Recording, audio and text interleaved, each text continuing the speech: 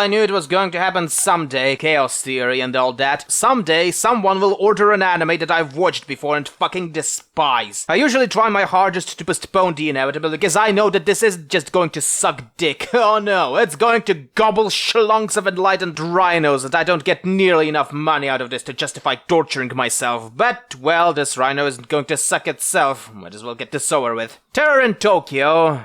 Listen, I know a shop that makes custom fleshlights. Maybe we can... Alright. Sheesh. Terror in Tokyo is an original 11-episode anime created in 2014 by Mappa and Shinichiro Watanabe of the Cowboy Bebop and Space Dandy fame. It tells us a story about two boys that decided to blow up Japan for undisclosed reasons, a typical gruff detective who doesn't play by the rules that has to untangle a net of conspiracy, and a girl whose main contribution to the story is that she is very sad. You know, the saddest part about all of this is that the anime is actually a lot better than I remember it to be. The graphics are nice, each character is visually distinct, each animation is played when needed, and there were only 4 major repeated frames I've spotted. The music is not only very nice, but was also composed by a lot of overseas authors, including some Icelandic ones, and each important track plays only once where it is needed the most. The plot itself is fairly typical for this sort of serious anime with political undertones, but it does its job. Most characters, even if generic, are at the very least interesting to watch, while those who do not irritate me to the point where to this day I hate everything about the show. Well, I say those, the perpetrator for my butthurt is but one character, and it's Lisa Mishima. My biggest problem with her is that she's practically pointless in this story. Yes, even in the end, doesn't matter how hard you try preaching those pretentious morals about hope. Spoilers up ahead, so, you know, go dump your head underwater for about 2-3 minutes and inhale a lot of laughing gas. This is 9, 12, and to some extent 5. They are autistic orphans who were chosen by the jingoistic politicians to be turned into superhumans, but they've escaped from the program in one way or another and now have a limited lifespan. The whole point of the story from 9's and 12's perspective is that by conducting acts of terrorism, they wanted to show Japan, possibly even the whole world, that performing illegal human experiments is not a very kind thing to do. And you know what's the story of Lisa? She is bullied at school, has an overbearing mother, and is very sad. None of these problems are actually solved in the story, by the way. None of her contributions couldn't be done by either hired goons or one of the boys, and practically the only reason why she's there is because we needed a person who's just as clueless as the audience and said women tend to be the easiest to empathize. And as I've said, in the end of the story nothing has changed. A year passed by, her mother is still alive, her bullies are probably as well. What changed? She's gotten happier? Or did we really need her solely for the last scene? Anyway, before I go on a tangent, the show is not bad. Basically a thriller mixed with melodrama. If you like that sort of thing, then you'll most likely like this anime. If you like political drama, then it's also not the worst anime to watch, as it is pretty thematic even to this day. Lisa is inconsequential enough to the story that she's either easy to miss entirely and only remember the good parts, or will irritate you every time she's on the screen. Kinda like most presidents, if you think about it.